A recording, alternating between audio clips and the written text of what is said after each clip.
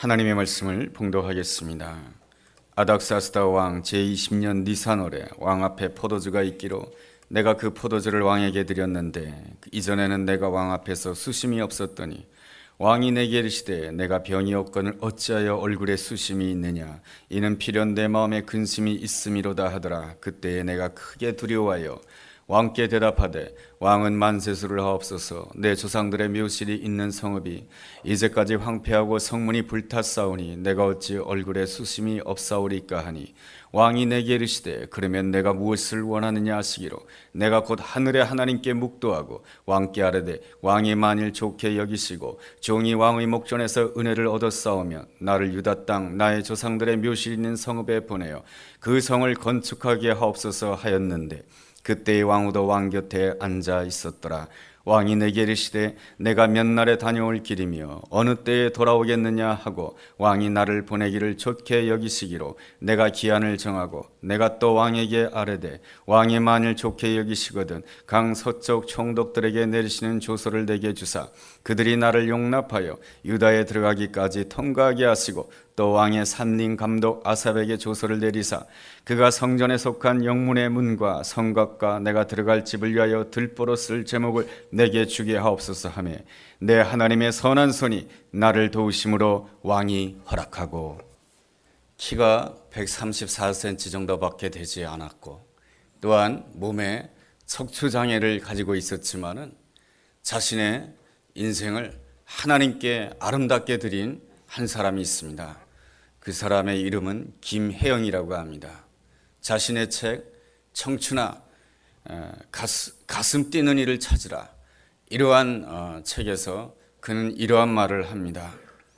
세상은 끊임없이 나를 향하여 너는 안 된다, 너는 못한다 나에게 끊임없이 좌절을 말하였지만은 나는 그 어떠한 한순간도 포기하지 아니하고 희망을 찾았습니다.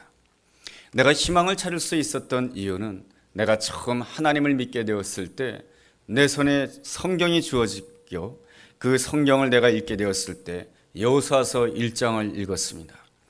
여호수아서 1장 7절에서 9절 말씀을 본다라고 한다면 이러한 말씀이 있습니다. 오직 강하고 담대하라. 말씀에서 좌로나 우로나 치우치지 말라. 말씀이 나의 삶 가운데서 떠나지 아니하도록 주야로 하나님의 말씀을 묵상하라. 그리하면 내 길이 형통할 것이며 평탄할 것이다. 그리고 네가 어디로 가든지 내가 너와 함께 할 것이다. 그는 늘 이 말씀을 묵상하면서 항상 마음 가운데 되뇌었다라고 합니다. 힘들고 어려울 때마다 강하고 담대하라.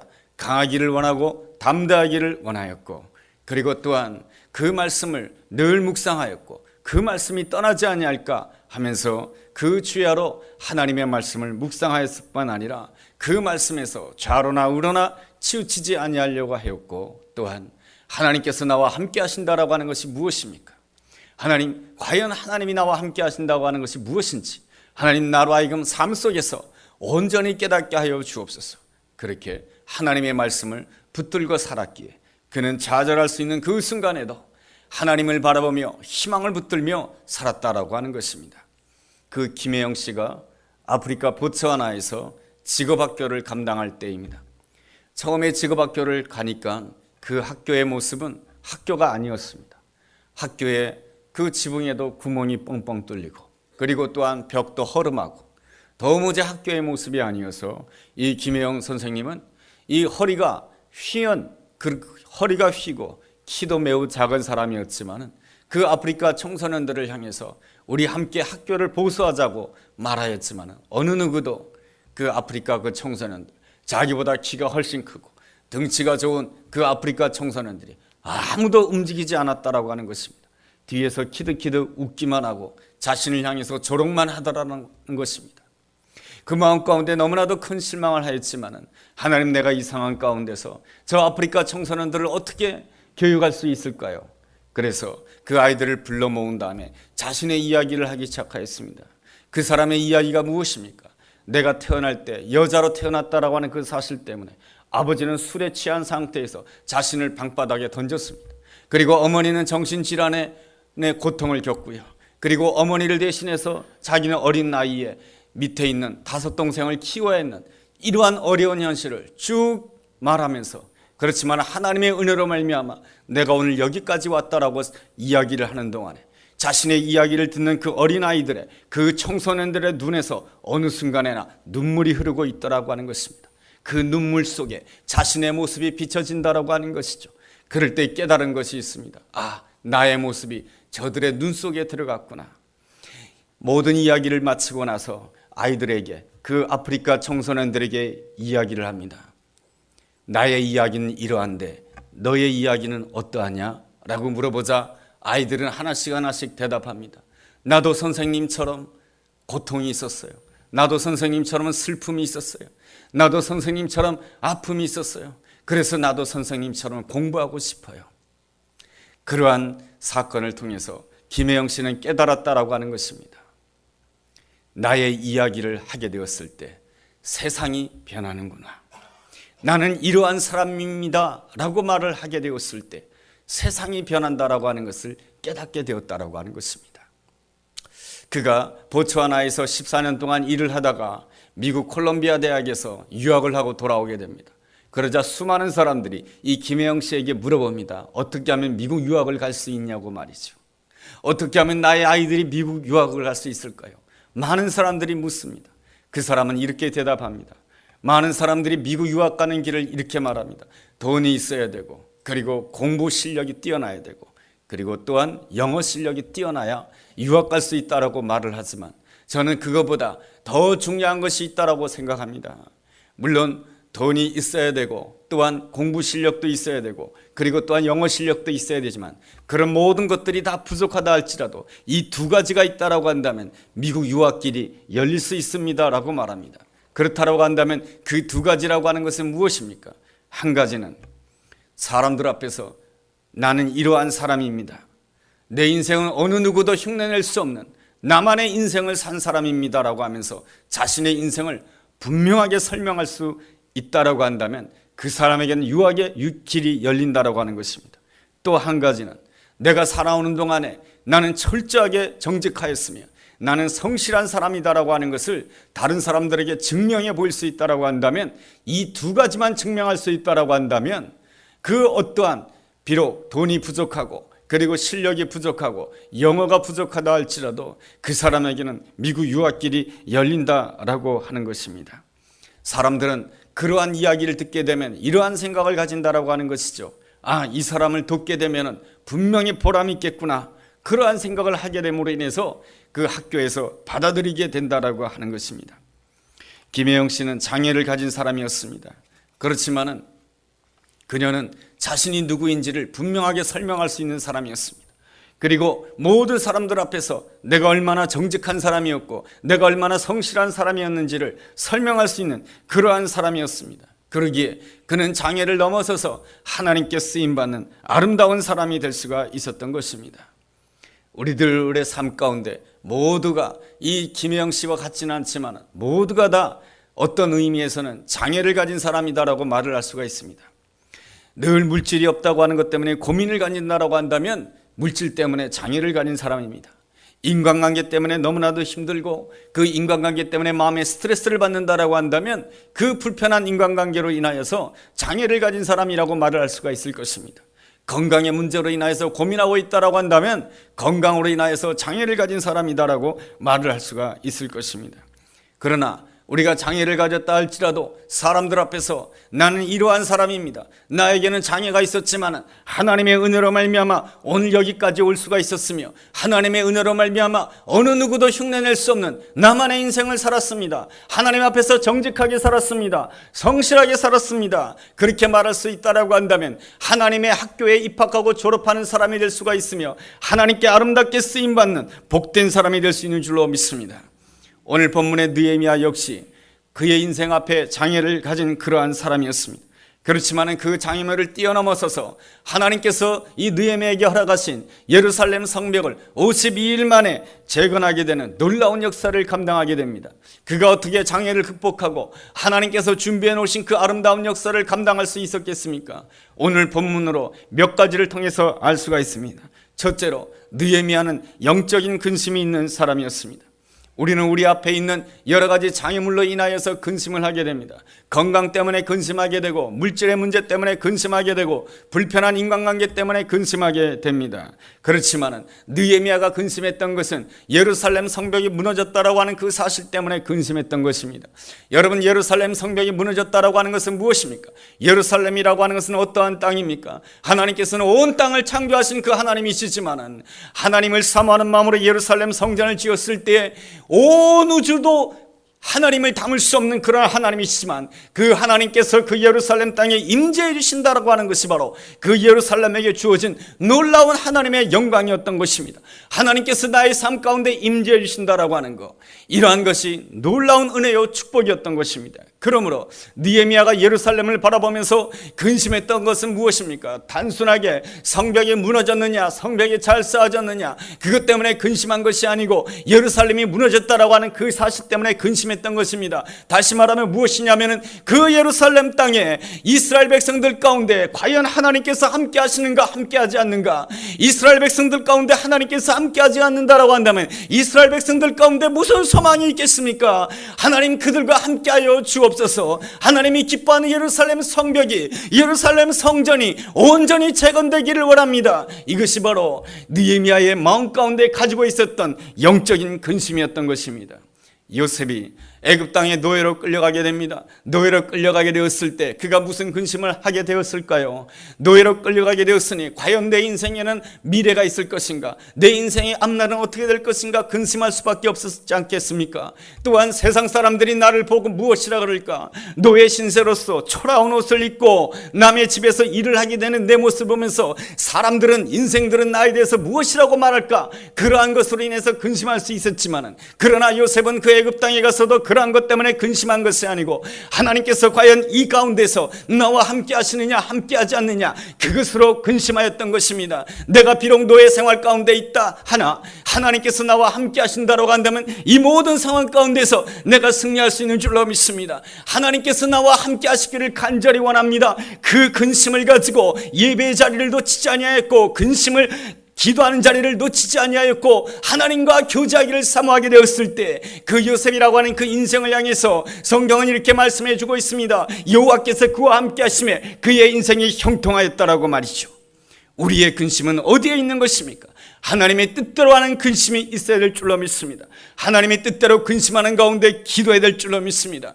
특별히 우리가 한 영혼을 구원하여 주기 위해서는 그 아름다운 영적인 근심을 가졌다고 한다면 우리는 더욱더 하나님 앞에 기도하는 사람이 되어야 될 줄로 믿습니다. 둘째로 느헤미야는 기도하는 사람이었던 것입니다. 예루살렘 성벽을 재건하기 위해서 기도했던 것입니다. 예루살렘 성벽을 재건한다라고 하는 것은 느헤미야의 힘으로 안 되었던 것입니다. 내 힘으로 안 된다, 내 힘으로 못한다, 내 힘으로 할 수 없습니다. 왜 나에게 이러한 일이 주어지는 것입니까? 그것은 나로 하여금 기도하라고 주어는 것입니다. 나에게 사업의 문제는 내 힘으로 되지 않는다. 왜 나에게 이러한 일이 주어진 것입니까? 기도하라고 하는 것이죠. 내 자녀의 문제, 남편의 문제, 아내의 문제가 왜 나에게 주어지는 것입니까? 내 힘으로 안 된다라고 하는 것은 무슨 뜻입니까? 하나님 앞에 철저하게 기도하라고 나에게 그러한 문제를 주는 것 아니겠습니까? 느헤미야는 예루살렘 성벽에 대해서 무너졌다고 하는 그 사실에 대해서 근심하면서, 걱정하면서 근심하였지만 이 일을 내가 해결할 수가 없었던 것이죠. 과거 페르시아 제국 시대 때에는 말이죠, 식민지 백성 가운데 페르시아에서 높은 관직을 가지게 되면 그 사람은 절대로 자기 고향 땅으로 갈 수가 없었던 것입니다. 왜 그렇습니까? 그것이 바로 페르시아 왕궁이 자기의 왕국의 비밀을 유지하기 위했던 것이죠. 그러므로 느헤미야는 예루살렘 성벽을 걱정한다고 해서 그의 직분이 왕의 술 맡은 관원이었기 때문에 함부로 사표를 내고 자기 고향 땅으로 갈 수가 없었던 것입니다. 더군다나 느헤미야가 근심할 수밖에 없었던 것은 바로 이 예루살렘 성벽을 더 이상 재건할 수 없다라고 명령을 내리고 조서를 내린 사람이 자기가 모시고 있는 페르시아의 아닥사스다 왕이었던 것입니다.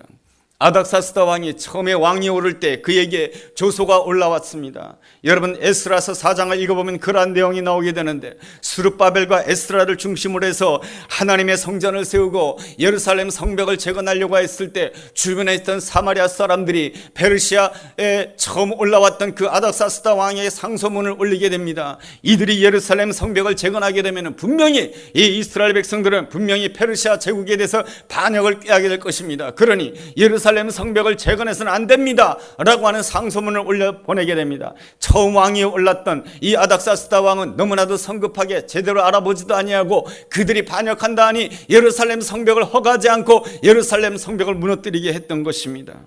그러므로 이 아닥사스다 왕이 내린 조소 때문에 예루살렘 성벽을 쌓을 수가 없었던 것이죠. 왕이 자기가 한번 조소를 내린 것을 바꾼다라고 하는 것은 쉬운 일이 아닙니다. 왕은 얼마나 큰 권력을 가진 사람입니다. 오늘날의 대통령도 자기가 내린 말을 이렇게 하루아침에 바꾼다라고 하는 것은 어려운 것이죠. 그러한 모든 어려움을 생각할 때에 무슨 판단을 내릴 수밖에 없을 것입니까? 이건 안 되는구나, 이거는 못한 일이구나. 그러나 왜 나에게 안 되는 일이 주어지는 것입니까? 왜 내가 할 수 없는 일이 주어지는 것입니까? 그것은 바로 하나님께서 나로 하여금 기도하라고 그 일을 허락해 주시는 그러한 하나님이신 줄로 믿습니다. 느헤미야는 안 되는 일, 못한 일 앞에서 하나님 앞에 기도하기 시작하였습니다. 언제부터 언제까지 기도한 것입니까? 느헤미야서 1장 1절을 본다라고 한다면 느헤미야가 기도를 시작한 때를 기슬롤이라고 말해주고 있습니다. 기슬롤이란 바로 양력으로 12월을 말하는 것입니다. 12월은 언제입니까? 씨를 뿌리는 절기인 것입니다.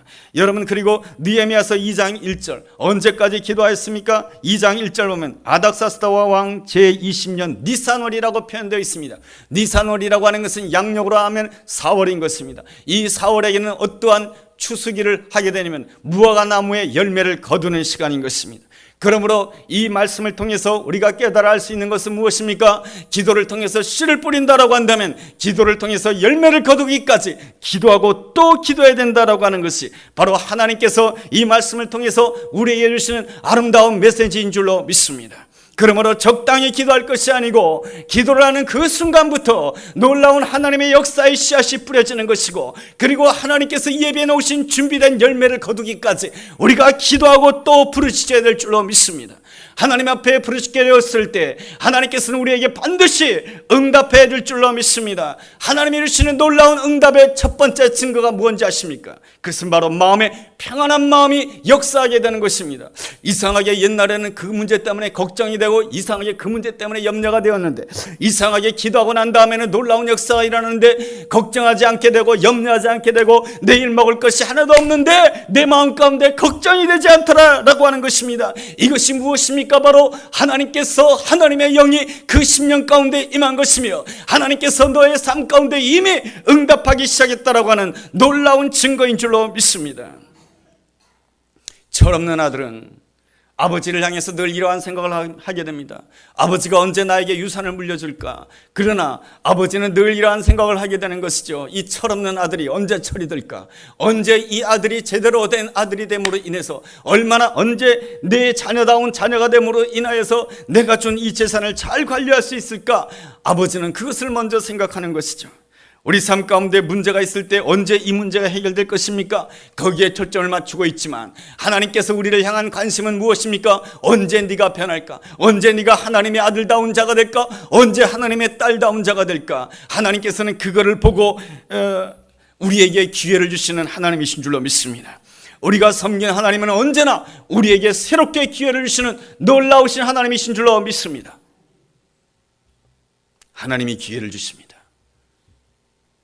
아멘 하기 싫으세요? 네. 하나님께서는 반드시 우리에게 새로운 기회를 주시는 놀라우신 하나님이신 줄로 믿습니다. 아브라함은 85세 때에 이스마엘을 낳음으로 해서 실패하였습니다. 그러나 하나님께서는 99세 때에 다시금 약속을 주십니다. 내가 너에게 다시금 기회를 주겠다 라고 했을 때 99세에 다시금 잉태하는 축복을 누리게 되고 이삭을 낳게 된 줄로 믿습니다. 여러분, 모세는 40세에 실패를 하게 되었지만 하나님께서는 80세에 다시 그에게 기회를 주심으로 인하여서 이스라엘 백성들을 출애굽시키고 그들을 하나님께서 준비해 놓으신 적과 꼬리로 흐른 땅으로 인도하는 놀라운 하나님의 사람이 된 줄로 믿습니다. 베드로는 대제사장의 앞들에서 예수님을 3번씩이나 부인하였지만은 그는 갈릴리 바닷가에서 예수님을 다시 만남으로 인해서 네가 나를 사랑하냐, 예수님께서 다시금 기회를 주심으로 인해서 사람 낚는 업으로 베드로 거듭남으로 인해서 하나님께 영광 돌린 아름다운 사람이 된 줄로 믿습니다. 그러므로 하나님은 나에게 반드시 새로운 기회를 주시는 놀라우신 하나님이신 줄로 믿습니다. 기도의 응답은 어떻게 시작되느냐고요? 첫 번째로 하나님께서 나에게 마음의 평안함을 주시는 것이요, 하나님께서 나에게 평안함을 주시는 그 다음에 하나님께서는 나에게 놀라운 기회를 주신 줄로 믿습니다. 그러므로 우리는 날마다 영적으로 깨어있어 하나님이 주시는 놀라운 그 새로운 기회를 붙잡아야 줘야 될 줄로 믿습니다. 이 느헤미야는 끊임없이 기도하였습니다. 4개월 동안 기도하는 동안에 어느 날 잔칫날이 되었습니다. 그래서 잔칫날에 음식을 나르고 있는데 왕이 그에게 이렇게 묻습니다. 2장 2절에 이런 말씀이 있습니다. 왕이 내게 이르되 내가 병이 없거늘 어찌하여 얼굴에 수심이 있느냐, 이는 필연 내 마음에 근심이 있음이로다 하더라. 이러한 왕의 말에 깜짝 놀랐습니다. 이 느헤미야가 크게 두려워했습니다. 왜 그렇습니까? 당시 뭡니까? 옛날에 그 제국 때에는 왕은 늘 무엇을 두려워했냐면 독사를 두려워했던 것입니다. 그러므로 인하여서 왕의 측근들은 특별히 음식을 맡은 자는 이상한 얼굴을 하면 큰일 나는 것입니다. 그리함으로 해서 왕 앞에서 늘 웃어야 되며 밝은 모습을 가져야 되는데 이 느헤미야가 마음 가운데 근심이 가득하다가 보니까 얼굴에 그 근심이 나타나게 됐던 것이죠. 여러분, 그가 기도를 하지 않았다라고 한다면 이 느헤미야는 그 순간에 이러한 생각을 할 수밖에 없었을 것입니다. 아, 이제 나는 죽었구나. 내가 왕의 의심을 받게 되었으니 죽었구나. 그러나 이 느헤미야는 계속해서 하나님 앞에 기도하는 가운데 있었습니다. 씨를 뿌리는 그 순간부터 하나님 앞에 기도하였고 하나님께서 열매를 거두는 그 순간까지 기도하기로 작정하였던 것입니다. 기도하는 자에게는 하나님께서 주시는 놀라운 은혜가 있는데 마음의 평안함이라고 하는 것이죠. 왕이 전에 기도하지 않았을 때 나에게 물었다라고 한다면 나는 이제 죽었구나 해서 사색이 되었겠지만은, 그러나 이 순간에 놀랍게도 하나님께서 역사하심으로 말미암아 이 순간이야말로 하나님께서 나에게 주시는 새로운 기회이구나. 하나님께서 나로 하여금 예루살렘 성벽을 재건할 수 있는 놀라운 기회를 주시는구나 하면서 얼굴이 펴지는 놀라운 역사가 일어나게 된 줄로 믿습니다.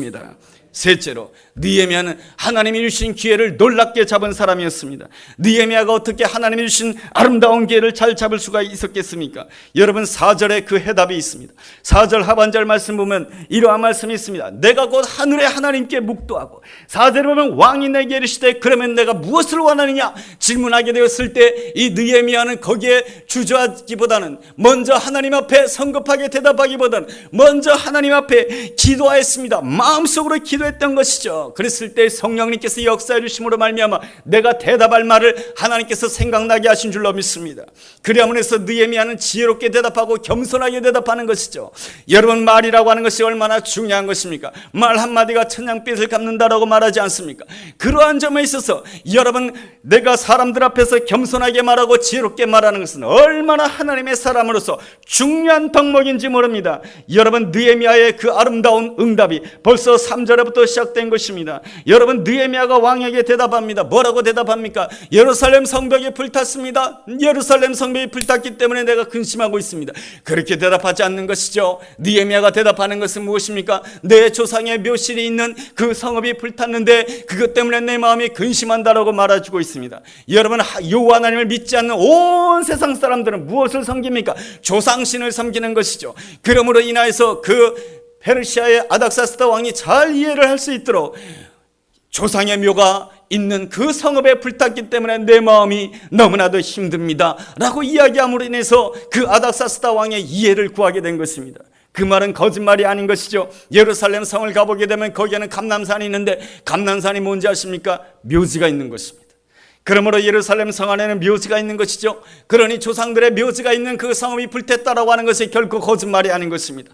그는 똑같은 말을 가지고 아주 겸손하게 아주 지혜롭게 말을 하였던 것이죠. 그리고 또한 느헤미야는 하나님께로부터 응답받기 위해서 더욱더 왕 앞에서 정직하고 성실하게 일을 감당하였던 것입니다. 그래서 왕이 이 느헤미야가 유다 땅으로 돌아가는 것을 허락하게 되었을 때 뭐라고 말을 하고 있습니까? 여러분, 6절 말씀 보면 이러한 말씀이 있습니다. 여러분, 중반절을 보면 이러한 표현이 있죠. 어느 때에 돌아오겠느냐. 여러분, 느헤미야는 아직도 가지 아니하였는데 벌써부터 언제 돌아오느냐고 묻고 있습니다. 이것이 얼마나 이 왕이 느헤미야를 신뢰하고 이 느헤미야를 얼마나 충직되게 신뢰했는지를 분명하게 보여주고 있습니다. 여러분, 헤어지지도 않는데 언제 돌아올래?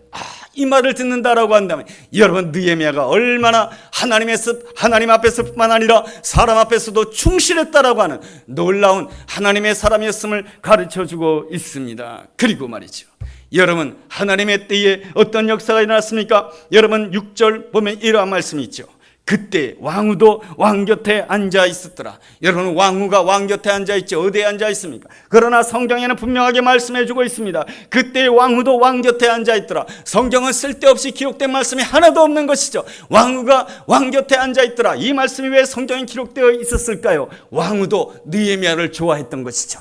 그러니까 느헤미야가 왕 앞에 구하는 그 모든 것에 대해서 왕후가 옆에서 막 거들어주는 것이죠. 당신 들어줘야 된다고. 느헤미야의 이야기를 다 들어줘야 된다고. 저 사람의 이야기를 들어주지 않으면 누구의 이야기를 들어주냐고 말이죠. 여러분, 나이가 들어가면 들어갈수록 누구의 말이 더 파워를 가지게 됩니까? 남편의 말보다 부인의 말이 더 파워를 가지게 되죠. 말 안 들으면 큰일 나는 거죠. 그래서 하나님께서는 그 왕으로 하여금 왕 곁에 앉아있음으로 해서 느헤미야를 역성들게 만든 것이죠. 이것이 바로 하나님의 놀라운 역사요, 하나님의 응답인 줄로 믿습니다. 또한 이 느헤미야는 왕 앞에서 대답을 하게 되었을 때 모든 것을 준비하면서 말을 하게 됩니다. 7절과 8절에 보면은 왕이시여, 내가 유다 땅으로 갈 때에 나에게 조서를 내려주십시오. 그리함으로 해서 내가 유다 땅으로 가는 데 있어서 어려움이 없도록 도와주십시오. 그리고 또한 살림 감독 아삽으로 하여금 지시를 내리시사 나로 하여금 그 성벽을 쌓을 수 있도록, 또한 내가 살 집을 지을 수 있도록 나에게 제목을 주십시오. 이렇게 함으로 인하여서 이 느헤미야는 내려가면서 모든 것을 아름답게 준비하는 자가 됩니다. 여러분, 이것을 통해서 기도한다라고 하는 것은 무엇입니까? 기도한다라고 하는 것은 하나님, 이 문제를 해결해 주십시오. 하나님, 이 문제가 해결돼야 됩니다. 그렇게 기도하는 것보다 기도하는 것이 중요하다고 하는 것은, 정말로 하나님이 기뻐하는 기도라고 하는 것은 무엇입니까? 날마다 하나님 앞에 희망을 가지고, 하나님 앞에 소망을 가지고 하나씩 내가 무엇을 준비해야 될지를 생각하는 것이 하나님 앞에서 올바른 기도의 자세인 줄로 믿습니다. 그럴 때에 하나님께서 준비해 놓으신 그 아름다운 은혜와 축복을 누리게 될 수 있는 줄로 믿습니다. 우리 삶 가운데 장애를 가지고 있으면 세상은 우리를 향해서 이렇게 쉽게 말합니다. 너는 안 된다, 너는 못한다라고 말합니다. 끊임없이 세상은 우리를 향해서 너는 좌절해야 된다라고 말을 합니다. 그러나 우리가 온전히 하나님을 바라본다라고 한다면 하나님을 바라보며 희망을 가지며 날마다 기도해야 될 줄로 믿습니다. 특별히 내 자신의 인간적인 근심보다도 영적인 근심을 가지고 기도해야 될 줄로 믿습니다. 영적인 근심을 가지고 기도하면서 차근차근 하나하나 준비한다라고 한다면 하나님께서 우리 삶 가운데 반드시 기회를 주시는 놀라우신 하나님이신 줄로 믿습니다. 하나님께서 기회를 주실 때 하나님께서 어떻게 응답해 주시는가? 8절 하반절에 나와 있습니다. 하나님의 선한 손이 나를 도우시며 왕이 허락하고, 하나님의 선한 손길이 도와주시는 놀라운 은혜가 주어지기를 줄로 믿습니다.